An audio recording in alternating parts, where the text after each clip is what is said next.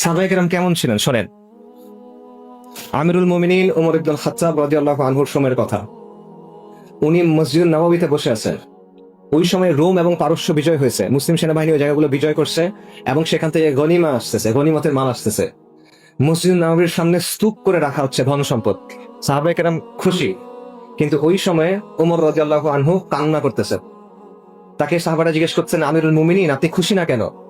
উনি বলতেছেন, রাসূলুল্লাহ আমার চেয়ে উত্তম ছিলেন, আবু বকর আমার চেয়ে উত্তম ছিলেন, তাদের সময় তো এই ধন সম্পদ আসে নাই, আমার সময়ে ধন সম্পদ খুলে দেওয়া হয়েছে। আমি ভয় পাচ্ছি এটা আমাদের জন্য পরীক্ষা কিনা।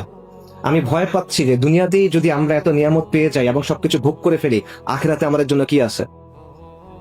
উমর রাদিয়াল্লাহু আনহুর আরেকটা ঘটনা, উনি একদিন হাঁটতেছেন, দেখেন একজন সাহাবী একটা মাংস খাচ্ছেন। উনি জিজ্ঞেস করছেন, তুমি মাংস খাচ্ছ কেন? বলে, আমার খেতে ইচ্ছা করলো তাই খেয়ে নিলাম। উনি বলে, তোমার ইচ্ছা করলে তুমি খাবা? তুমি ওই আয়াতের কথা জানো না? সূরা আহকাফে একটা আয়াত আছে যেটা কাফেরদের জন্য নাজিল করা, যে কাফেরদেরকে আল্লাহ আযজা ওয়া জাল বলবেন যে তোমাদের যত নিয়ামত ছিল এটা তো তোমরা দুনিয়াতে ভোগ করে ফেলছো, তাই আজকে তোমাদের জন্য হলো শাস্তি, অপমানজনক শাস্তি। উনি ওই আয়াতের কথা বলে বলতেছে, তোমার এটা ভয় লাগে না? আয়াত কিন্তু কাফেরদের জন্য, কিন্তু ওমর রাদিয়াল্লাহু আনহুর চিন্তাটা এমন, উনি ভয় থেকে বের হইতে পারতেছেন না যে দুনিয়াতে এত ভোগ করব, এত মজা করব, এত নিয়ামত নিব, আখিরাতে যদি আমার কিছু না থাকে। এটা ছিল তার চিন্তা। সাহাবী সাঈদ ইবনে আমির রাদিয়াল্লাহু আনহু। আজকে আমরা কি করি দেখেন, আজকে আমরা দুনিয়ার পিছনে ছুটি, দুনিয়ার জন্য আল্লাহর অবাধ্যতা করি, দুনিয়ার জন্য আল্লাহ যেটা করতে বলছেন সেটা থেকে সরে যাই, তারপরে বলি আলহামদুলিল্লাহ ফর এভরিথিং। মনে করেন ব্যাংকে চাকরি পাইছে, তখন বলে আলহামদুলিল্লাহ ফর এভরিথিং। হারাম কাজ করতেছে, বিদেশে যাইতেছে ঘুরতে, আলহামদুলিল্লাহ ফর এভরিথিং। এইটা হলো আমাদের অবস্থা। আমরা মনে করতেছি যে আল্লাহর যেটা অবাধ্যতা সেটাকে আমাদের কাছে অবাধ্যতা মনে হয় না।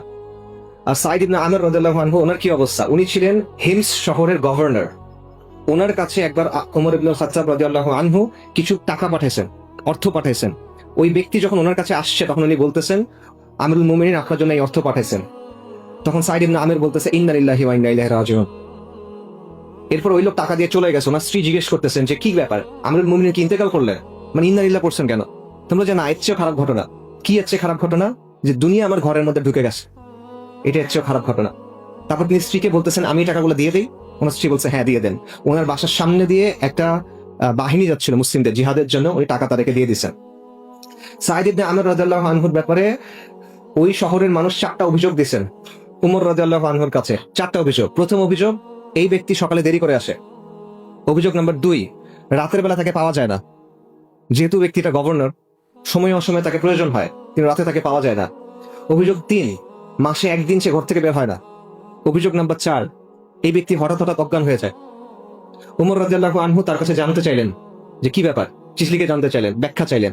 তখন সাঈদ ইবনে আমর রাদিয়াল্লাহু আনহু বললেন, প্রথম অভিযোগ, আমি সকালে দেরি করে যাই, অভিযোগ সত্য। কেন সত্য? কারণ আমার বাসায় কোনো কাজের লোক নাই, বাসার কাজগুলো শেষ করে তারপর আমাকে আসতে হয়।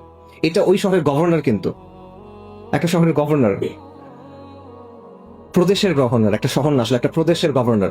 দ্বিতীয় অভিযোগ, রাতে তাকে পাওয়া যায় না, অভিযোগ সত্য, রাতে আমাকে পাওয়া যায় না, কারণ দিনে আমি মানুষকে সময় দিই, রাতে আমি ইবাদত করি, কারণ আমার নিজের জন্য এই সময়টা আমার রাখতে হয়। তৃতীয় অভিযোগ, মাসে একদিন আমি বের হই না, কথা সত্য, অভিযোগ সত্য, কারণ আমার পোশাক একটা, ওই দিন আমি পোশাকটা ধুই এবং শোকাই, এই জন্য আমি বের হইতে পারি না। আর চতুর্থ অভিযোগ, আমি মাঝে মাঝে অজ্ঞান হয়ে যাই, অভিযোগ সত্য। কেন অভিযোগ? এটা কেন হয়? কারণ নবী সাল্লাল্লাহু আলাইহি ওয়াসাল্লামের একজন সাহাবী ছিলেন, খুবাইব ইবনে আদি রাদিয়াল্লাহু আনহু। মক্কার কুরাইশ ওনাকে বন্দী করে নির্যাতন করে হত্যা করছিল।